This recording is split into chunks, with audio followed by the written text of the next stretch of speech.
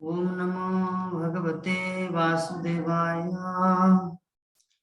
ओम नमो भगवते वासुदेवाय। ओम नमो भगवते वासुदेवाय। नारायणं नमस्कृत्य नरं चैव नरोत्तमं देवीं सरस्वतीं व्यासं ततो जयमुदीरयेत्। नष्टप्रायेषु अभद्रेषु नित्यं भागवत सेवया भगवती उत्तमश्लोके भक्ति भवति नष्टिके। तिर्भवती नष्टि। मुखं करोति वाचां पङ्गुं हते गिरिं यत्कृपातमं वन्दे श्रीगुरुवृन्दावनं परमानन्दमाधवं श्रीचैतन्येश्वरम्। श्रीमद्भागवतम प्रथम स्कंद षष्ठ अध्याय श्लोक संख्या 16। ध्यायतश्चरणाम्भोजम् ध्यायत् चरणम् अभोज्यम् भावनिर्जितचेतसा निर्जित चेतसा उत्कण्ठयाश्रुकलाक्षस्य उत्कण्ठयाश्रुकल अथस्य हृदयसिन्मे शनैर्हरि। हृदय सिनेम सनय हरि। हरे कृष्ण। हरे कृष्णा प्रभु। यहाँ मेरा नेटवर्क नहीं बढ़िया से मिल रहा। प्राणमोहन प्रभु जी पढ़िए। ध्यायत चरणम अभोजम अम्भोजम ध्यायतो चरणम्भोजम् भाव निर्जित भोजम भाव निर्जित चेतसा उत्कंठया अश्रुक कला अच्छेस्य औत औत्कंठ कंठ्या शुक लाक्षस्य हृदयास्मिन् शयन हरि। हरि। गड़बड़ा आ जाता है। ठीक है। प्राणमोहन प्रभु जी पढ़िए।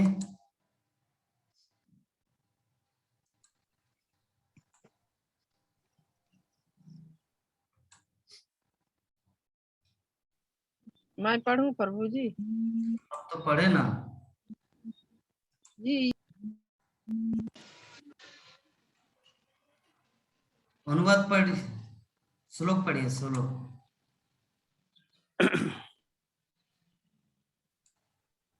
ये स्क्रीन गायब हो गया प्रभु।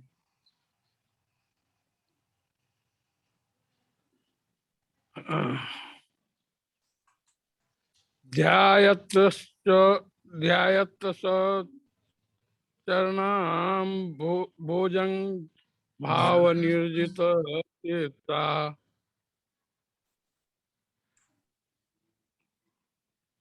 औत्कंठ्या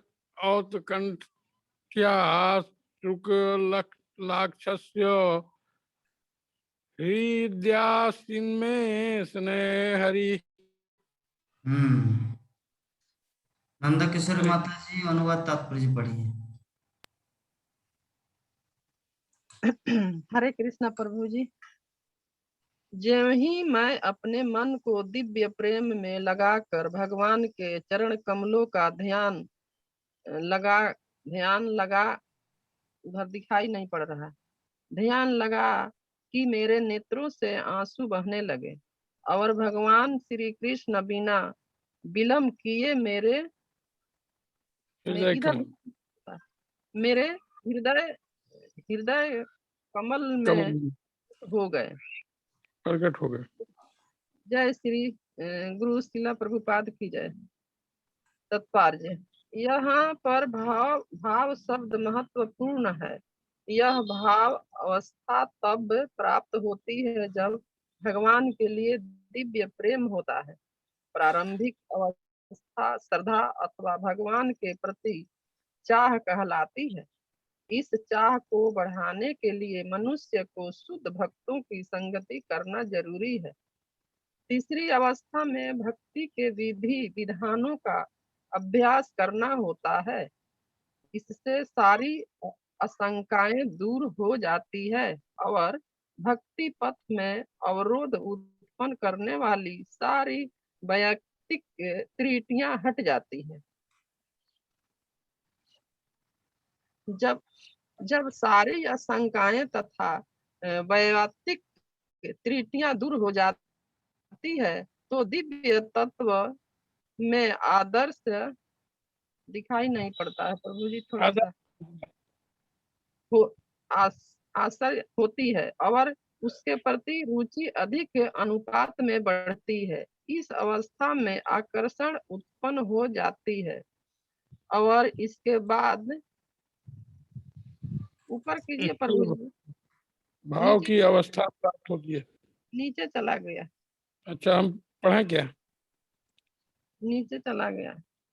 भाव की अवस्था प्राप्त होती है।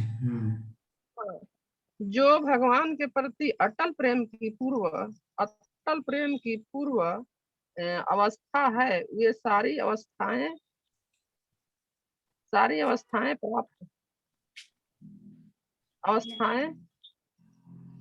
है। वे ये दिव्य प्रेम के विकास की विभिन्न अवस्थाएं हैं। इस प्रकार दिव्य प्रेम से अभिभूत होने पर वियोग विरह की प्रबल अनुभूति होती है, जिससे 8 प्रकार की विभिन्न उर्मियों की उत्पत्ति होती है। भक्त के नेत्रों से अश्रुपात होना इसकी स्वाभाविक प्रतिक्रिया है और चूंकि श्री नारद मुनि ने अपने पूर्व जन्म में घर छोड़ने के तुरंत बाद ही यह अवस्था प्राप्त कर ली थी, अतएव उनके लिए भगवान की उपस्थिति को देख पाना सरल था, जिसे उन्होंने बिना कोई भौतिक कलमश वाली अपनी विकसित इंद्रियों के द्वारा सहज ही अनुभव कर लिया।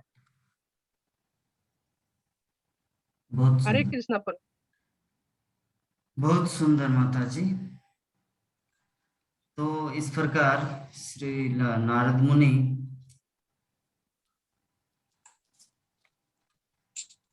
श्री व्यासदेव को अपने पूर्व जीवन की घटना सुना रहे हैं। इसके पूर्व हम लोग बहुत कुछ श्रवण किए थे, तो कि किस प्रकार नारद मुनि उत्तर की ओर चले गए, बद्रिका आश्रम की ओर चले गए। फिर भगवान का दर्शन हुआ, थोड़ा सा पीपल के वृक्ष में बैठकर वो पानी पिए, सरोवर में जाके स्नान किया। और कल पिछले तात्पर्य में श्रील प्रभुपाद हम सबको ज्ञान दिया क्या कि इस संसार में जो भी व्यक्ति परिव्राजक आचार्य होते हैं अर्थात संन्यास ग्रहण करते हैं, उनको किसी व्यक्ति विशेष के ऊपर डिपेंड नहीं होना पड़ता। उसको प्रकृति के जो फल फूल साग सब जो कुछ नेचर प्रकृति देती है उसी के अनुसार उनको जीवन यापन करना पड़ता है। तो हाँ, हरे कृष्णा। अभी कनेक्ट हुआ है निरंजन प्रभु जी, आपका ऑडियो कनेक्ट ही नहीं हुआ था। हरे कृष्णा। हरे कृष्ण। तो आज हमारे बीच में हमारे निरंजन कुमार प्रभु जी आए हैं, लेकिन पता नहीं वो मुझे पहचानते कि नहीं।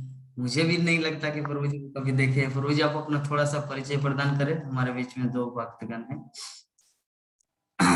मैं बोकारो स्टील सिटी में रहता हूँ। ओह अच्छा अच्छा। Bokaro steel city Jharkhand.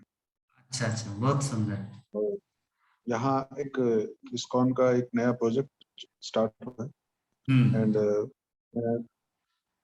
स्वामी जी से प्रभु जी से जुड़ा हुआ हूँ अच्छा। और मैं यहाँ स्टील अथॉरिटी में काम करता हूँ और हमारे ढेर सारे यंग इंजीनियर्स हैं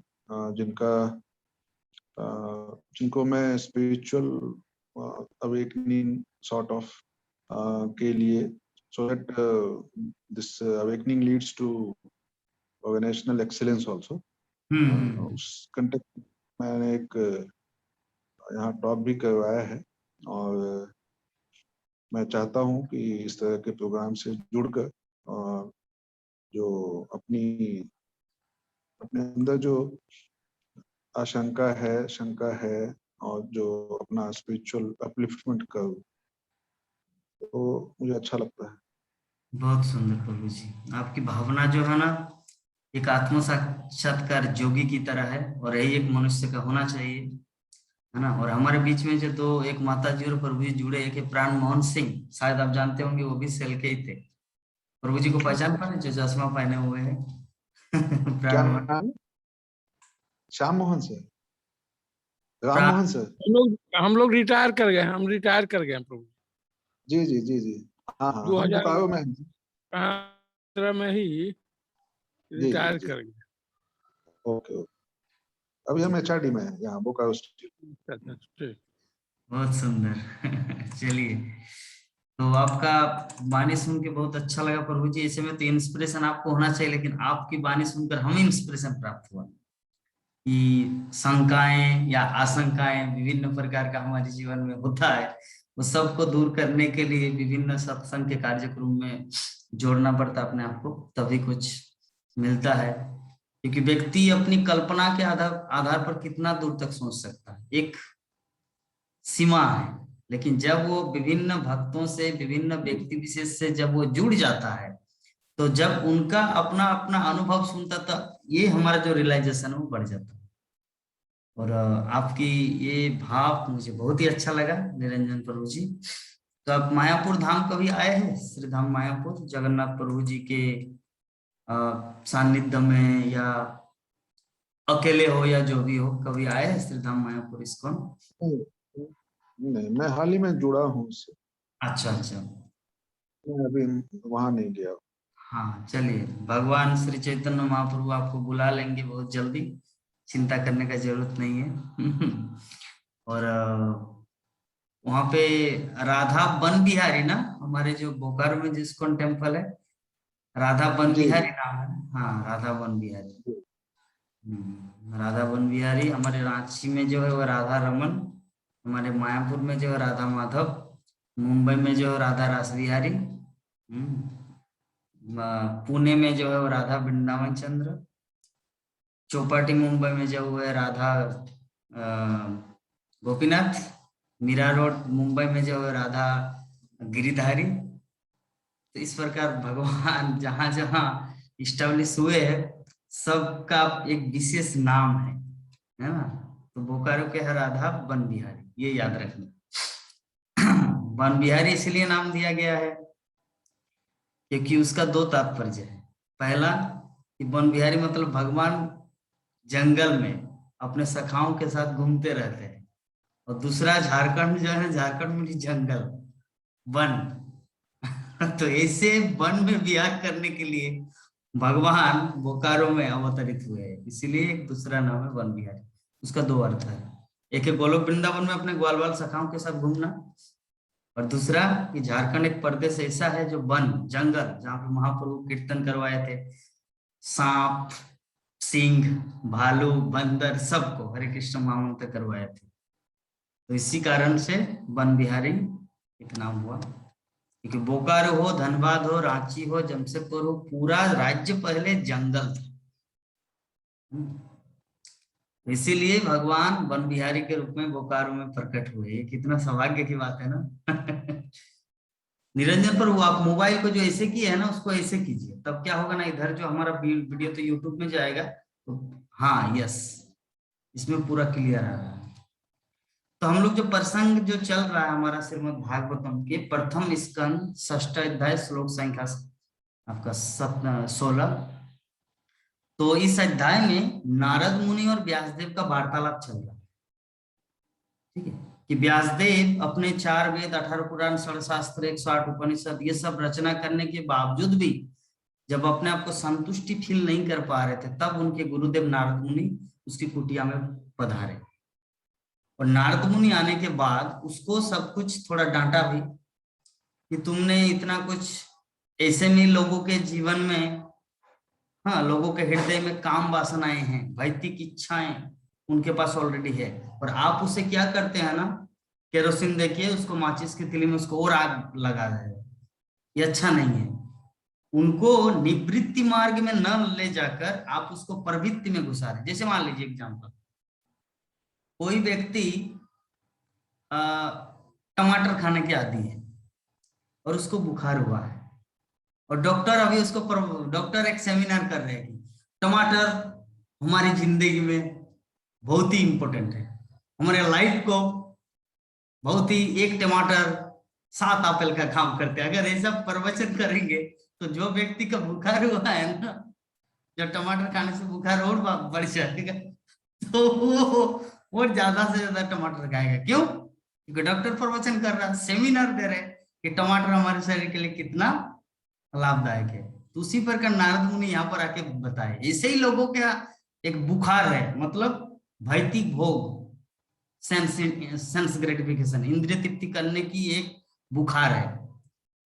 और अगर आप उसको इस तरह टमाटर खाने का अर्थात भोगने की अगर और प्रवृत्ति वेदों में, अच्छा चलो लक्ष्मी की पूजा करो तो धन मिलेगा, दुर्गा देवी की पूजा करो तो सुंदर स्त्री मिलेगी, है ना। तो इस प्रकार वेदों में विभिन्न जगहों में यही चीज का उल्लेख है ज्यादातर। तो व्यासदेव को इसीलिए डांटा नारद मुनि कि ऐसे लोगों के हृदय में विषय वासना है और तुम इसमें और आग लगा दे रहे हो और थोड़ा ईंधन डाल रहे हो, तो ये अच्छा नहीं है। तो इसीलिए डांटने के बाद बोले एक काम करो, इन सब से निर्मूल होने का एक ही मात्र उपाय है, तुम श्रीमद् भागवतम की रचना करो। तो श्रीमद् भागवतम की जो रचना करो, जो श्रीमद् भागवतम का उपदेश दिया नारद मुनि, जो व्यासदेव ने अंत में श्रीमद् भागवतम लिखा, तो व्यासदेव अभी श्रीमद् भागवतम लिखेंगे अगले अध्याय में, तो उससे पहले नारद मुनि अपने पूर्व जीवन की वृत्तांत बता रहे हैं। ये जो हमारा प्रसंग जो चल रहा है अभी, जैसे आज का श्लोक हमारा 16 नंबर श्लोक, 17 नंबर आएगा, तो ये जो पूरा अध्याय जो नारद मुनि अपने पिछले जीवन में क्या किया था जिसके कारण भक्ति का ये इस पथ में हुआ है। जैसे एग्जाम्पल अगर मैं आपको बोलूं कि प्रभु जी आप तो बोकारो का इतना बड़ा चेयरमैन हो गए सेल कंपनी का, तो मैं आपसे थोड़ा जानना चाहता हूं कि क्या ऐसा किए थे आप ही का कोई ऐसा दोस्त है जो ठेला लेके चना बिक रहा है, आप ही का कोई ऐसा फ्रेंड होगा जो एक ही स्कूल में पढ़े थे वो चाय बिक रहे हैं, है ना। तो आपने ऐसा क्या किया था कि आप बोकारो के जो सेल कंपनी है उसका एक पदाधिकारी बन गए।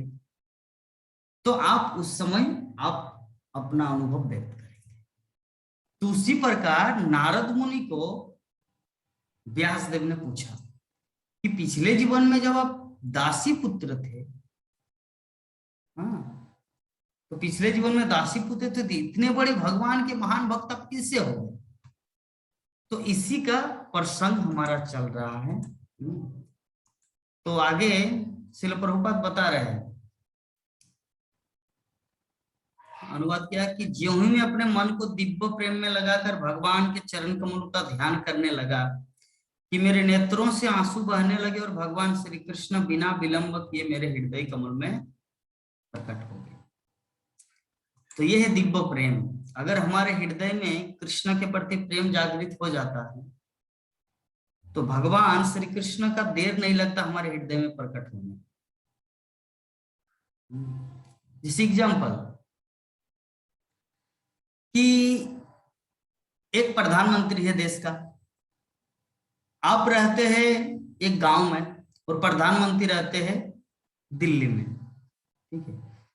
तो कुछ आप समस्या में भोग रहे हैं, आप अपना प्रॉब्लम, बहुत ही आप प्रॉब्लम में फंसे हुए हैं, लेकिन अगर आप प्रधानमंत्री को ये वार्ता, ये मैसेज अगर पहुंचा सकते तो प्रधानमंत्री आपको तुरंत रिलीफ, मतलब आपको मुक्त करा सकते हैं या आप तुरंत शांति को प्राप्त कर सकते हैं। एग्जाम्पल तो अभी समस्या ये नहीं कि प्रधानमंत्री कितना देर में आपके घर में आएगा, समस्या ये है कि आप मैसेज कितना देर में उनके पास पहुंचाएंगे। क्योंकि एक गांव से पहले, मान लीजिए आप गांव में रहते हैं, गांव से पहले आपको एक स्टेशन आना पड़ेगा जहां पे रेलवे स्टेशन है, फिर वहां से आपको राजधानी स्टेशन आना पड़ेगा, और फिर उस राजधानी से आपका ट्रेन से होकर जाना पड़ेगा दिल्ली। तो आपका 2-3 दिन लग जाएगा दिल्ली पहुंचने में। लेकिन अगर प्रधानमंत्री चाहे तो आपके पास कितना देर लगेगा आने में, राममोहन प्रभु जी? अगर प्रधानमंत्री चाहे आपके घर आने में तो कितना देर लगेगा? ज्यादा समय नहीं लगेगा प्रभु जी। 1 घंटा में आ जाएगा वो। आप पूछेंगे कैसे 1 घंटा में आ गया? हेलीकॉप्टर से आएगा, हेलीकॉप्टर से। है ना, हेलीकॉप्टर से आ जाएंगे आपके घर में। तो उसी प्रकार भगवान की तुलना मान लीजिए प्रधानमंत्री, भगवान हमारे हृदय में आने में उतना देर नहीं लगेगा अभी, बशर्ते हम लोगों को उस तरह का क्वालिफाइड बनना है, हमारे अंदर में वो भाव पैदा करना है ताकि कृष्ण हमारे हृदय में जल्दी प्रकट हो। तो विषय वस्तु कृष्ण का देर नहीं लगता हमारे जीवन में आने में, देर लगता हम लोग कृष्ण के पास जाने में देर लगता है ना। जैसे गांव वाला पहले राजधानी जाएगा, फिर वहां से दिल्ली जाएंगे, दिल्ली से फिर संसद भवन जाएंगे, देर लगता है। लेकिन प्रधानमंत्री अगर चाहेंगे आपके पास तो एक ही बार एक ड्राइव में आपके घर में वो उतर सकता है, उनकी क्षमता है। उसी प्रकार कृष्ण के पास जाने में हम लोग को देर लगता है, लेकिन कृष्ण हमारे जीवन में आने में उतना देर नहीं लगता। इस चीज को, इस तथ्य को हम लोग को समझना है। तो श्रील प्रभुपाद तात्पर्य में लिख रहे हैं कि यहाँ पर भाव शब्द अत्यंत महत्वपूर्ण है। यह भाव अवस्था तब प्राप्त होती है जब भगवान के लिए दिव्य प्रेम होता है। भगवान कृष्ण के प्रति जब हमारा दिव्य प्रेम होगा ना, तभी ये भाव उदय होता है। किसी भी व्यक्ति के प्रति भाव तभी होता है जब उनके प्रति प्रेम होता है ना। प्रेम नहीं होने से क्या होगा? सर्वदा उनको हम लोग क्रोध से देखेंगे या उनको पसंद नहीं करेंगे, इग्नोर करेंगे, उनके साथ कोई रिलेशन नहीं रहेगा तो कोई मतलब ही नहीं है। भाव कब आता व्यक्ति का? किसी के प्रति श्रद्धा भाव हो, स्नेह भाव हो, ममतामयी भाव हो, कब आता है? जब उनके प्रति प्रेम होता है।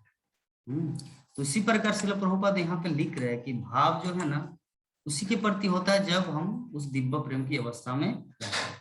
तो प्रारंभिक अवस्था जो है ना, श्रद्धा है, तो भगवान के प्रति चाह कहलाती है। ये जो भगवान के प्रेम को प्राप्त करने के लिए, भाव को प्राप्त करने के लिए पहला जो क्वालिटी होता है, पहला क्वालिटी है श्रद्धा। श्रद्धा से शुरू होता है। श्रद्धा, आदो श्रद्धा तत साधु संग अत भजन क्रिया। पहले श्रद्धा होता है। जैसे मान लीजिए हम लोग जो जूम क्लास में श्रीमद् भागवत कथा सुन रहे हैं, जो यहाँ पे सुन रहे हैं, उनके हृदय में पहले श्रद्धा है, उसके बाद वो साधु संग करने का मन करता है। चलो हम जूम क्लास में भक्तों के साथ कुछ भागवत कथा की चर्चा सुन लेते। साधु संग, भजन किया, फिर भजन किया और स्टार्ट कर देंगे क्या? हरे कृष्ण महामंत्र का जप, एकादशी का पालन, विभिन्न धाम जाने की इच्छा, वृंदावन धाम, मायापुर धाम, जगन्नाथपुरी धाम, तो भजन क्रिया स्टार्ट कर देंगे। तो इस प्रकार करके वो धीरे धीरे रुचि, आसक्ति, भजन क्रिया के बाद अनर्थ निवृत्ति। अनर्थ निवृत्ति का अर्थ क्या है? प्रभु जी मैं तो जप करता हूं लेकिन नींद आ जाती है। प्रभु जी मैं श्रीमद् भागवतम पढ़ता हूं लेकिन नींद आ जाता है, इसको कहते हैं अनर्थ निवृत्ति। तो इसको पार करने के बाद फिर आएगा आसक्ति, भगवान के प्रति आसक्ति होगा। फिर आएगा रुचि।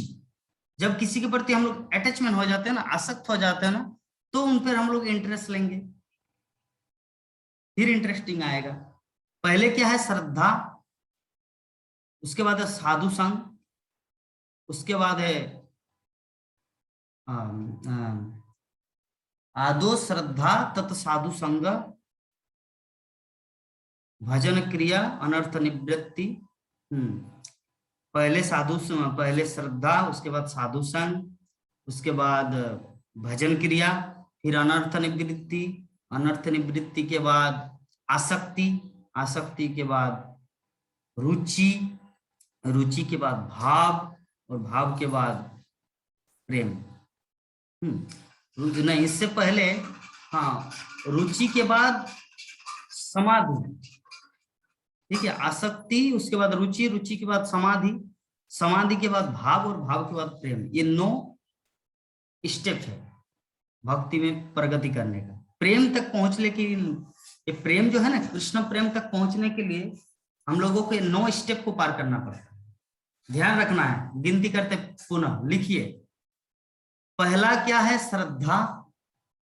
नंद किशोरी माता जी आपको दिखाई नहीं दे रहे। पहला है श्रद्धा, दूसरा है साधु संग,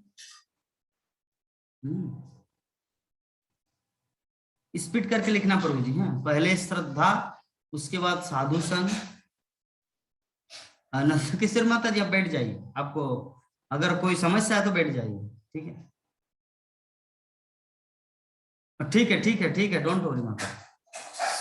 श्रद्धा, साधु संग, हाँ, उसके बाद हाँ 2 शब्द था, तो साधु संग, उसके बाद भजन क्रिया, भजन क्रिया 3 नंबर।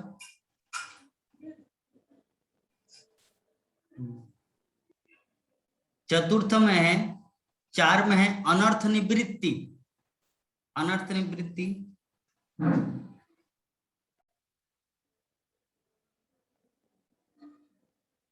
अनर्थ निवृत्ति, आसक्ति,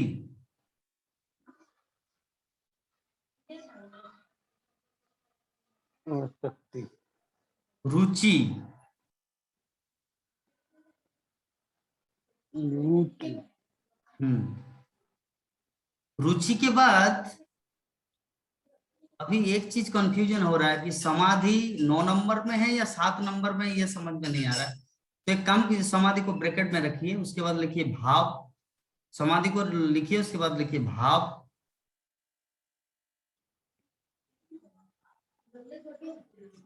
और अंत में प्रेम।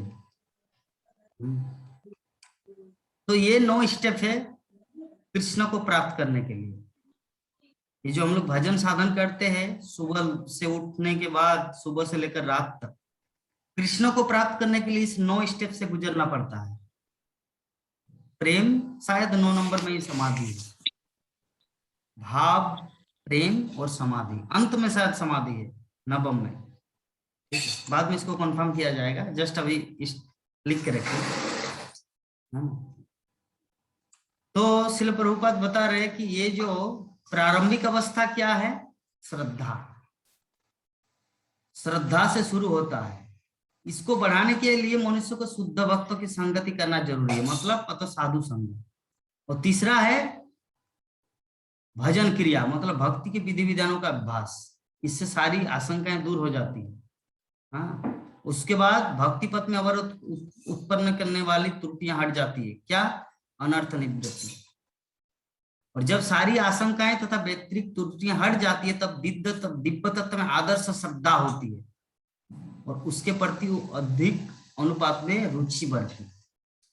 हाँ, रुचि, रुचि के बाद आसक्ति, आकर्षण, उसके बाद भाव की अवस्था, और उसके बाद भगवान के प्रति अटल प्रेम अवस्था। ये सारी अवस्थाएं दिव्य प्रेम की विकास की विभिन्न अवस्थाएं। ठीक है, ये जो रुचि लिखे ना प्रभु जी, जो 4 नंबर में रुचि लिखे ना, या 5 नंबर में, 5 नंबर में तो भाव, ये जो आसक्ति है ना, आसक्ति से पहले रुचि है, रुचि के बाद आसक्ति है। ठीक है, इसको लिखना है। ये जो हम पहले रुचि बोले, उसके बाद आसक्ति। ठीक है, तो आपको क्या करना है, पहले रुचि लिखना है, उसके बाद आसक्ति। रुचि के बाद आसक्ति, आसक्ति के बाद भाव, भाव के बाद प्रेम, और प्रेम के बाद है समाधि। तो इस प्रकार ये दिव्य प्रेम से अभिभूत होने पर वियोग विरह की प्रबल अनुभूति होती है, जिससे 8 प्रकार की विभिन्न उर्मियों की उत्पत्ति होती है। हाँ, तो भक्त के नेत्रों से अश्रुपात होता है, जैसे अष्ट सात्विक विकार। इसके बाद ये जो प्रेम होता है ना, विरह प्रेम भगवान कृष्ण के प्रति, इसका भी और 8 प्रकार का विकार होता है। अष्टसात्विक विकार बोलते हैं उसे। कभी कभी भगवान के लिए रो देते हैं, कभी कभी भगवान से बात करते करते हंसते हैं, व्यक्ति एकदम पागल की तरह विरह में। तो ये प्रेम की बहुत ही घनीभूत अवस्था है। हम लोगों को पहले आत्म साक्षात्कार करना है, अपने आप को धीरे धीरे स्टेप बाय स्टेप वहां पे जाना है। और यहाँ भगवत धाम में, इस भौतिक जगत में रहते हुए हम लोग भगवत धाम का नकल क्यों करें?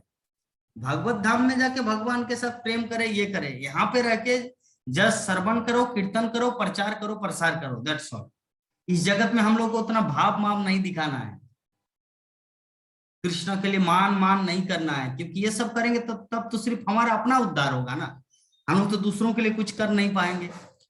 दूसरों के कल्याण के लिए हम लोग को अपना भाव, हमारा आसक्ति, हमारा प्रेम सब कुछ छुपा के रखना है, और दूसरों को कृष्ण भक्ति देने के लिए सड़क पे उतरना है।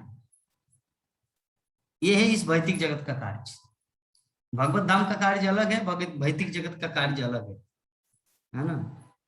ये जो भगवान के 5 प्रकार के रस का जो भक्त है, शांत, दास्य, सख, वात्सल्य और माधुर्य, ये जो 5 प्रकार के जो भक्त है ना, इसमें बताया गया है कि माधुर्य रस जो है ना वो सबसे बड़े है, वो सबसे उन्नत है। लेकिन फिर भी हमारे आचार्यों का कहना है जो सख रस है ना, ये सख रस का भक्त मिलना इस दुनिया में सबसे कठिन है। माधुर्य रस ये जो 5म नंबर है, शांत के बाद दास्य, दास्य के बाद सख, सख के बाद वात्सल्य, वात्सल्य के बाद माधुर्य। तो माधुर्य जो है ना वो टॉप मोस्ट है। जैसे एग्जांपल के रूप में हम लोग देते हैं कि 1 क्लास, 5 क्लास, 10 क्लास, आपका ग्रेजुएशन और पीएचडी। 1 क्लास शांत रस, 5 क्लास दास्य रस, 10 क्लास सख रस, ग्रेजुएशन वात्सल्य रस और पीएचडी स्नातक वो है माधुर्य रस। तो ये जितने सारे पढ़ाई है 1 क्लास, 5 क्लास, 10 क्लास, ग्रेजुएशन और स्नातक, पीएचडी, तो पीएचडी जो है ना ये सबसे ऊपर का है। लेकिन फिर भी वो जो 10 क्लास है, 10 क्लास सबसे महत्वपूर्ण है। तो उसी प्रकार हमारे आचार्यों का कहना है कि ये जो शांत, दास्य, सख, वात्सल्य, माधुर्य, जो मधुर जो है वो सबसे बड़े है, सबसे उन्नत है, पीएचडी है। लेकिन फिर भी इस भौतिक जगत में सख रस का भक्त मिलना सबसे कठिन है, वेरी वेरी डिफिकल्ट। वो माधुर्य रस से भी बड़ा है। क्यों? अभी कोई प्रश्न कर सकता क्यों माधुर्य रस से भी बड़ा क्यों है इस भौतिक जगत में सख रस? इसीलिए क्योंकि सख रस का जो भक्त होता है वो दुनिया के सामने भगवान की महिमा का प्रचार प्रसार कर सकता है, जबकि माधुर्य रस का भक्त इस संसार में रहते हुए प्रचार प्रसार नहीं कर सकता। श्रील प्रभुपाद जो थे ना वो सख रस का भक्त थे। श्रील भक्ति सिद्धांत सरस्वती ठाकुर जो थे ना वो सख रस का भक्त थे। भक्ति विनोद ठाकुर जो थे ना वो सख रस का भक्त था। अर्जुन जो था ना, हनुमान जो था ना, वो सख रस का भक्त था। तो इस संसार में जो सख रस का भक्त होगा वही सारी दुनिया को कृष्ण की कथा सुना पाएंगे। जोर, क्योंकि जैसे एक दोस्त, अरे तुम मेरे दोस्त को छू को तो देख, तुम्हारा अगर जैसे मारपीट होता है ना कभी कभी बच्चों के बीच में, मान लीजिए कि एक बच्चों का ग्रुप है 20-25 भक्तों, 20-25 लड़कों का, तो उनमें से एक का नाम है राजू, एक का नाम है प्रमोद, एक का नाम है दिलीप। तो तीनों एक साथ है, तीनों दोस्त है, और बाकी और भी बहुत सारे बच्चे एक साथ उन लोगों का फाइटिंग हो रहा है। तो अभी राजू जो है ना बोला कि दिलीप को छू को तो देख, तुमको अभी हम खलास कर देंगे। तो वो कैसे क्यों बोल सकते ये? क्योंकि उसका दोस्त है।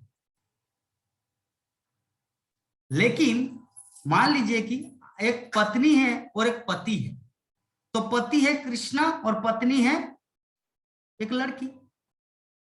तो उसके पति को कोई आके छू रहा है तो क्या पत्नी बोल पाएंगे तू मेरे पति को छू कर देख, मैं तुम्हारा नामो निशान मिटा दूं? क्या पत्नी बोल सकते? उनके पास वो योग्यता है, उनके पास वो शक्ति है कि दूसरे गुंडों के साथ मुकाबला कर सके? कर पाएंगे? प्राणमोहन प्रभु जी फिलोसॉफी को समझ रहे हैं आप? एक पत्नी है और एक पति है। पत्नी है माधुर्य रस का और पति है कृष्णा। तो कृष्णों को अगर कोई छुए तो क्या पत्नी बोलेंगे तू मेरे पति को छू के देख, मैं तुम्हें अभी क्लास कर दूंगा, तुमको मार के पीट के? क्या पत्नी बोल सकते हैं? लेकिन अगर एक दोस्त है, दो तीन दोस्त है, हाँ, दो तीन दोस्त वहां पर है और फाइटिंग हो रहा है बीच में, तो एक का नाम है दिलीप, एक का नाम है राजू, एक का नाम है शंकर। तो मान लीजिए ये तीनों में से किसी को बाहर दूसरा वाला पार्टी ललकार रहा है, तो फिर राजू बोलेगा अरे तुम शंकर को टच करके तो देख, तुम्हारा अभी शमशान जाएगा तुम्हारा लाश। वो कौन बोल सकता है? एक दोस्त, क्योंकि उनके पास शक्ति है। तो सख्त रस, तो इसीलिए हमारे आचार्यों का कहना है इस संसार में, इस पृथ्वी लोक में, इस मर्तलोक में कृष्ण का जो सख्त रस का जो भक्त है ना, वो सबसे रेयर है, बहुत दुर्लभ। हजारों लाखों करोड़ों अरबों में एक मिलता है। हर कोई प्रभुपद नहीं बन सकता, हर कोई भक्ति सिद्धांत सरस्वती ठाकुर नहीं बन सकता, लेकिन इस्कॉन में लाखों करोड़ों भक्त है, लेकिन हर कोई सख्त भक्त नहीं है। प्रभुपाद था, है ना? तो इसी प्रकार हम लोग इस माध्यम से ये चीज समझ सकते हैं कि सख्त का भक्त जो इस जगत में जो है ना, वो सबसे रेयर है, बहुत दुर्लभ है। लाखों करोड़ों में एक कृष्ण भेजता है यहाँ पर, गोलोक वृंदावन से इस पृथ्वी लोक को भेजता है कृष्ण, रेयर। सख्त का भक्त इस जगत का नहीं होता, सख्त का भक्त उधर से आता है। हम लोग जैसे क्या है, हम लोग भक्ति करते हैं और भक्ति करके धीरे धीरे मान, प्रणय, भाव, प्रणव, आसक्ति, रुचि, ऐसे करके हम लोग स्टेप बाय स्टेप उठते हैं, ठीक है ना? हाँ, शांतो दास्यो सबको वात्सल्य माधुर्य, इस तरह करके स्टेप बाय स्टेप हम लोग माधुर्य में उठते हैं। किंतु जो सख्त रस का भक्त होता है ना, वो पहले से ही सख्त रस का होता है, और वो यहाँ का व्यक्ति नहीं है, वो गोलोक वृंदावन से भेजा गया है। कृष्ण उसको पर्सनली यहाँ पे भेजते हैं प्रचार प्रसार करने के लिए। इसीलिए हम लोग जानते हैं प्रभुपाद लीलामृत में ये घटना, चलो प्रभुपाद बोले कि मैं आराम से था गोलोक वृंदावन में, कृष्ण मुझे बाय फोर्स यहाँ पे भेजा। मैं नहीं आना चाहता था इस जगत में, इस कूड़े करकट बड़े बाथरूम में नहीं आना चाहता था, लेकिन कृष्ण मुझे बाय फोर्स भेजा। इसका मतलब कि कृष्ण, प्रभुपाद कौन थे? भगवान कृष्ण का सख्त रस का भक्त।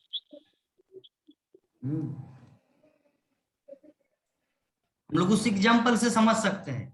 जैसे मान लीजिए कि अरे तू मेरे कृष्ण को गाली देगा, जैसे हम लोग जानते हैं द्वारका की घटना में, द्वारका में वो जो यज्ञ चल रहा था और अर्जुन भी बैठे थे और कृष्ण भी बैठे थे, कृष्ण यज्ञशाला में बैठा था, और एक ब्राह्मण आए और ब्राह्मण आके अभी गाली देने लगा कृष्ण को कि तुम किस तरह के राजा हो द्वारकाधीश, कि मेरे होते हुए मेरे पुत्र का मृत्यु हो रहा है, इसका मतलब राजा अच्छा नहीं है। शास्त्रों का विचार है, शास्त्रों का निर्णय यह है कि पिता के होते हुए अगर पुत्र का मृत्यु हो जाए, इसका मतलब उस दुनिया का, उस देश का राजा अच्छा राजा नहीं है। तो इसीलिए कृष्ण को गाली दे रहे थे, तो अर्जुन सामने खड़ा था, बोले कि मेरे सामने मेरे हक होते हुए तुम्हारा साहस कैसे हुआ रे ब्राह्मण, जो कृष्ण को गाली दे? तो अर्जुन पूरा एकदम क्रोध से अभिभूत हो गया था। तो ये है सख्त रस का भक्त। सख्त रस का भक्त कृष्ण की गाली, कृष्ण की निंदा कभी सहन नहीं कर सकता। इसीलिए तो श्रील प्रभुपाद आए इस जगत में। इसीलिए कोई भी व्यक्ति, कोई भी पत्रकार, कोई भी इंटरव्यू जो लेते थे कृष्ण के बारे में, थोड़ा कोई उल्टा सीधा करते थे ना, प्रभुपाद डायरेक्ट बोलते यू आर फूलिश, आप एक मूर्ख नंबर 1 हो, तुम एक गधा हो, तुम एक रास्केल हो, तुम एक बंदर हो। प्रभुपाद डायरेक्ट गाली देते थे। क्यों? क्योंकि उसको सहन नहीं होता था। जो कृष्ण का सच्चा मित्र होगा ना, उसको कृष्ण को कोई गाली दे, कृष्ण को कोई बोले ऐसा, वो सहन नहीं कर सकता, जैसे अर्जुन सहन नहीं कर पाए थे। बल्कि मेरे होते हुए तुम मेरे कृष्ण को गाली दे सकते, तुम्हारा इतना साहस, अगर ये यज्ञशाला नहीं होता तो तुम्हारा भी मिट्टी में मिला देता, अर्जुन बोले उनको। उसी प्रकार प्रभुपाद जब तक थे इस जगत में, जितने सारे पत्रकार, जितने सारे इंटरव्यूअर, हाँ, वहां पर आया श्रील प्रभुपाद को ऐसे ऐसे कुछ कृष्ण के, अरे कृष्ण अच्छा नहीं है, कृष्ण तो रासलीला में ऐसे ऐसे। हाँ, एक पत्रकार ने आके पूछा कि कृष्ण का इतना सारा गर्लफ्रेंड क्यों है? तो प्रभुपाद ने उत्तर दिया कि कृष्ण का इतना सारा गर्लफ्रेंड ये आपका समस्या नहीं है। समस्या ये है कि तुम्हारा एक भी गर्लफ्रेंड नहीं है, ये आपका प्रॉब्लम है। अगर तुम्हारा एक दो होता तो शायद आप बोलते ठीक है उसका तो 16,000 है, मेरा तो एक है, क्योंकि आपके पास एक भी नहीं है, जिसके कारण आपको कष्ट हो रहा है, ईर्ष्या हो रहा है। तो ये था प्रभुपाद, शक्कर रस का भक्त। कभी भी किसी से हारे नहीं, हर स्थिति में कृष्ण के बारे में कोई उल्टा सीधा तो डायरेक्ट वो पर्दाफाश कर देते थे। प्रभुपाद को बोले कि हमारे भारत में इतने सारे मंदिर है, आप क्यों फिर नया नया मंदिर बना रहे हैं? इसलिए प्रभुपाद बोले उनको कि वो जो सामने खड़ी है वो कौन है? बोले कि वो मेरी पत्नी है। बोले कि पत्नी क्यों किए, शादी क्यों किया? बोले कि बच्चा पैदा करने के लिए। तो बोले कि शहरों में, देश में अनेकों गली गली में बच्चे हैं, हाँ, तो तुम्हें फिर शादी करने की क्या जरूरत था? कोई एक बच्चे को उठा के लेके आते और अपना बना लेते। हाँ, प्रभुपाद रिप्लाई दिया, जगत में इतने सारे बच्चे हैं, क्या जरूरत था नया शादी करने का? तो बोले कि नहीं वो तो अपना होता। तो बोले कि उसी प्रकार हम लोग भी, भक्तगण भी चाहते हैं कि उनका अपना मंदिर। इस प्रकार प्रभुपाद जवाब देते थे। तो ये है शक्कर रस का भक्त। वो किसी भी स्थिति में, किसी भी अवस्था में कृष्ण का अपमान, कृष्ण का निंदा सहन नहीं कर सकता। जान लुटा देंगे, अपने आप को मिटा देंगे, फिर भी कृष्ण के बारे में उल्टा सीधा नहीं सुनेंगे। इसीलिए हम लोग देखते हैं विश्व इतिहास में भगवान